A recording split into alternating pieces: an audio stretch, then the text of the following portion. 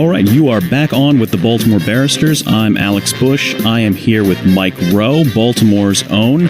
We are talking about the concept of safety always, job safety.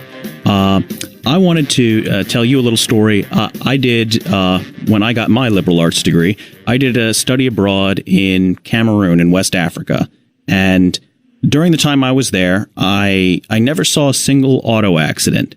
And which was surprising to me because there'd be places where 10 or so major roads would come into a giant circle and there'd be about 10 lanes wide of just people with no lines, no directions, no traffic cops would have to navigate their way through the other massive cars and get where they were going. And that surprised me so much. I read a study that said basically the more signs and distracting things telling you what to do and trying to keep you safe on the road, the less likely you are to pay attention to the other people actually on the road. And, I wonder, is that kind of the same concept you're talking about with complacency and safety? Yeah. Yeah, I stumbled across a paper written on this a year or two after I did my special. And, of course, this paper was done by an academic. And we arrived at the same basic conclusions. He just did it with a lot more impressive language. But the title of the paper was Homeostatic Risk. And it was a study on a theory called risk equilibrium. And it's based on the idea that everybody has a slightly different tolerance for danger. Your risk tolerance is where it is, and you do 1,000 different things over the course of the day to keep your risk tolerance within the parameters of comfort. My risk tolerance might be different. Somebody else's would be different too. It's important when you look at behavior to see it through the lens of your tolerance for risk. And it's important to understand how subconsciously a human will alter his behavior when subjected to safety protocol. So to your point, the most dangerous intersections in the world have signs that tell you when to walk and when not to walk, as well as crosswalks. And part of the reason they're so dangerous, of course, is because those intersections have a lot of activity. But another reason they're so dangerous is because those signs train us to walk. You look up, you see the little man walking, you step off the curb. You know, the sign shouldn't say walk, it should say look. But we're trained not to look. We're trained to trust the sign. We're trained to believe if that little white figure walking is blinking at us and we stay in the crosswalks, we're safe. In truth, we're not. We're in compliance, but we're not out of danger. And that's interesting to me.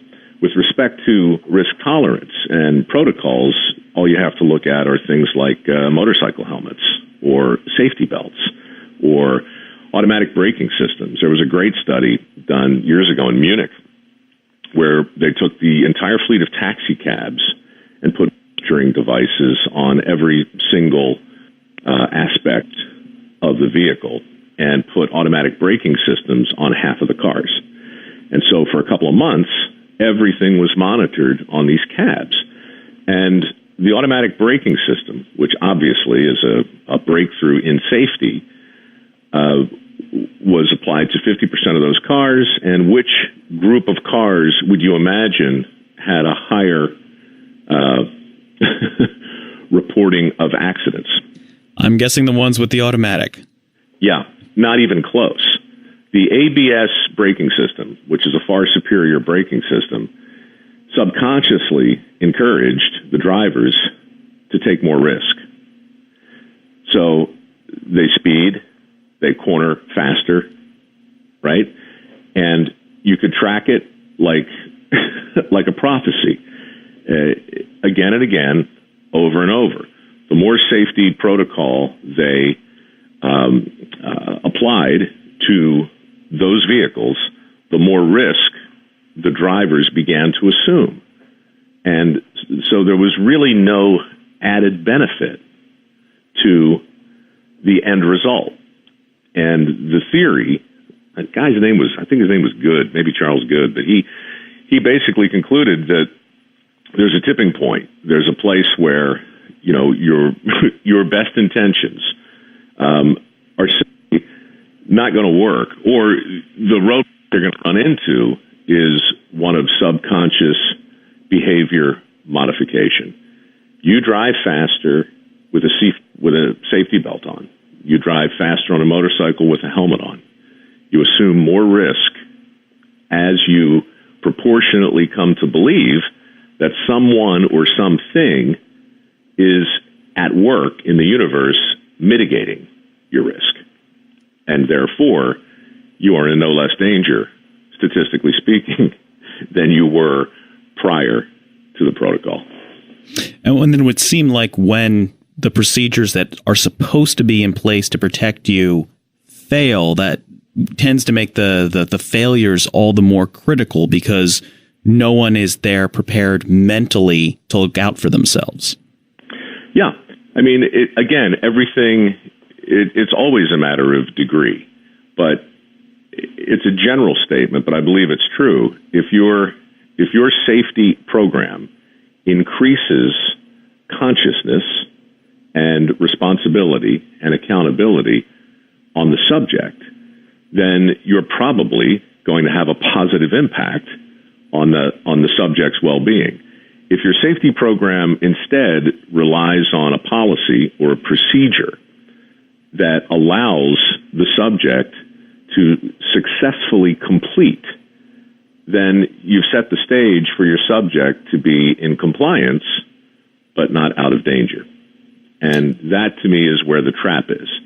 We take our eye off the ball when we drink the warm milk, and we embrace the happy fiction that somebody out there cares about us more than we do. That's when you get hurt. So it's about not having the goal be compliance. It's about having the goal being actual safety, really. I think so. I think it's awareness. And look, it's funny, the whole safety third conversation really led to, lots and lots of speeches and lots of press and a lot of controversy, which of course was my hope. But in the end, no one really winds up disagreeing, because the goal of safety first as a process is the same as safety third. It's just a different way to get there. Where people take umbrage is where I say, to big companies sometimes, like DuPont, it's a big, giant company where safety is, anybody there will tell you that nothing is more important than safety.